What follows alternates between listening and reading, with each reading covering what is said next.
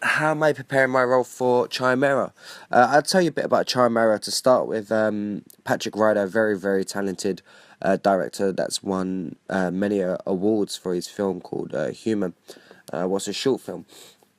And I recently got in touch with Patrick and I was like, hey Patrick, I really want to work with you. And he's like, I really want to work with you too as well, Mark. So, we kind of got speaking, trying to arrange a time to both meet up, obviously. And a very talented actress called Nadia Lamin, who is also on the film. And she was like, Mark, I really want to work with you. I was like, I've seen your work too. And I was like, I really want to work with you as well. So we all had dinner and we kind of sat down and discussed about the film, and the script is absolutely amazing. Like, it's very, very mind twisting. It's a bit like the butterfly effect, and it's very got a lot of twists and turns. You really feel like you're involved in the film. As for preparations for the role of Marcus, I haven't really done my character study yet. Just to a lot of work that I've got coming up and what I'm doing. I don't like to kind of do too much character research while I'm doing other roles unless I know my film dates. The reason why that is because if I start doing the character research and then I end up having a film job or an acting job before that, I end up kind of having to mix the characters up and it kind of gets confusing for me. So I like to kind of just, as soon as I know what character I need to do and what I need to focus on the first one that I'm filming, that's the one that I focus on. So I've got all my attention on that character 100%. I've got a rough idea how I pretty much want to play Marcus, and I think it's going to be very, very interesting to explore him and study him more when I do, because he is a very interesting character. So yeah, Pandorica is available on DVD. It has received great reviews. Can you share the best part of playing Erez? Yeah, do you know what? It's one of the parts that I'm mainly known for at the moment, playing Erez, and I really love Vikings. I really love Vikings. So the people from Vikings, if you're reading this, I'm very keen to be on your show. No, I really love the character Erez. He was very different to the other roles that I played, and before I was obviously before I got the part of Erez, I was growing my hair, and I was like, I really want to be like a Viking and something like Game of Thrones or something that's kind of medieval, but like something sci-fi, and it all just come at once. It was like something that was sci-fi, something that was Viking, and something that was quite tribal as well. And I thought, yeah, this is what I wanted. So playing the character and exploring Erez was such an amazing experience for me in my acting career. It's just been one of the best roles that I've played, and it got me the chance to also, I think, to show how versatile I am as an actor. So I hope I did a good job with that. And if you haven't seen it yet, check it out. To date, your career spans from acting, producing. What is your first love? It is acting. Acting is my love and my joy and my pride. I breathe it, I live it, I sleep it, I eat it. It's been with me and it's in my blood, and there's not one day that I do not work on my acting. You know, producing, I kind of got into producing because I kind of wanted to learn what happens behind the camera, and what happens and how the industry pretty much works, and kind of get an understanding of it all. And doing producing, I kind of developed some skills into it, and now I've kind of got a lot of knowledge about producing, and it's kind of nice to know that kind of knowledge because it kind of helps with the acting as well, and have a more understanding of what a production wants from an actor and what a director wants from an actor, and just kind of getting that view. It's been very, very, very, very helpful, very helpful, and it's kind of opened a lot of doors too. I will continue producing, and I'll probably direct sometimes as well, but my first love is definitely acting. That's my pride and joy. And what's great about producing is I can produce my own stuff that I want to be in, what I want to see myself in. That's the good thing about it, I suppose, as well. It's like, if I want to make a film of me, or a short film even, of me being like an addict or a junkie, or a love story or sci-fi or something a bit extreme, like I create that. I can create it as a producer and put myself in it. Was pretty cool.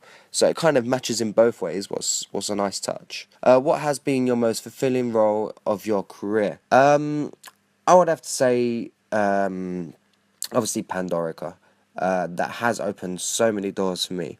It has been such an amazing journey. It has been a pleasure to hear people's views, good and bad. Like, when you're playing a lead in a film, you can't just like wanna be praised, or you can't just take in all the good comments. You got to listen to the bad, and I'm not gonna sit there and not acknowledge the bad comments. I'm gonna listen. I'm gonna hear people out. If they don't like my performance, maybe it's something that I feel I could probably develop in my next role, or when I play errors again, maybe, or like a character like errors again. I mean, maybe I can bring something else to the table, and kind of play it how the bad comments said that I didn't play it, and play it towards maybe their side, and see how that works, and see if I can maybe change their mind about my performance. It's and there's been a lot of good reviews, and there's been some bad, but it's been such a fulfilling experience, kind of playing that role and doing that film. And Tom Paynton is an amazing director. He really directed me well, and he knew how it worked, and I'm looking forward to working with him again. I really, really am. We know each film has its share of bloopers. Could you share the funniest moment in film? Okay, so there's two actually. I'll tell you a funny one. So I hate prawns. Like, I can eat anything. You give me anything, put it on my plate, I will eat it. Anyway, so I was on this series called After You've Gone, and we had this kind of scene where it was like a seashell party. Obviously, I'm the one that's wearing a prawn costume, so I wasn't happy. Um, I don't. I'm wearing what I do not like eating. The other thing was, we was actually on Pandorica, and it's quite funny. We were standing there, and I have to be very serious, and I'm like, I'm standing there saying my line. So you didn't get eaten then? So I was like, so you didn't get eaten then? And as I said my line, all you heard in the background was woohoo, and it was like an owl in the background, and we was just like, obviously I started laughing. I'm not even joking. I've got a video clip of it, and if I get permission, I will put it up. But I was laughing for about, oh my god, I think 20 minutes, because I could not stop laughing, because it was just constant. It was woohoo, woohoo, like every 10 minutes. Like, you hear me say my line, and then it was just like woohoo, and then I'll just start cracking up. And then when it actually calmed down, the next thing, because obviously you're in a forest, all you hear is a fox screaming, doing their sound, well, it was like whatever it is. So all you heard was like, woohoo, and it was just like, it was just to a point where I was just like, guys, I cannot do this. We've got to wait till this stops. But it didn't stop, and I had to kind of readjust myself and just perform this one line, and it couldn't happen. It just couldn't happen. Okay, let's have a look. Next question. Do you read any books?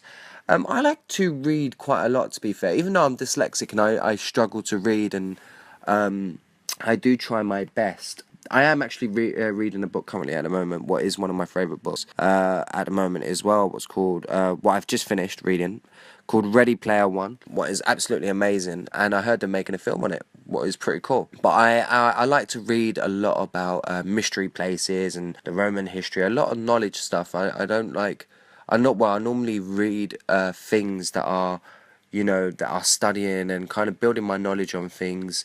It might be a bit about history. It might be a bit about a famous painter, or a famous kind of legend like Martin Luther King, or it really depends. I really like reading things that can really build my knowledge, and just like general interest and general knowledge, really. So, but other than that, I'm planning to read another book soon. I don't know. I fancy reading something medieval. What would be pretty cool. If you had a choice, what would you be doing right now?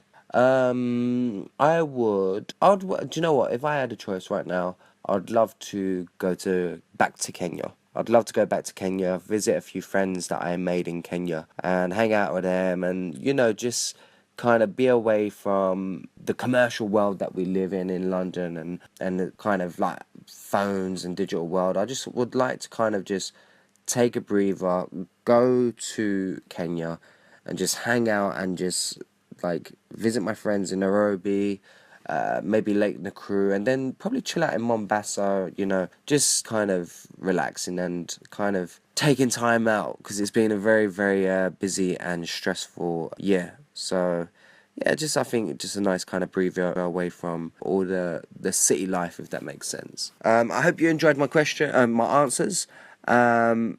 Big love.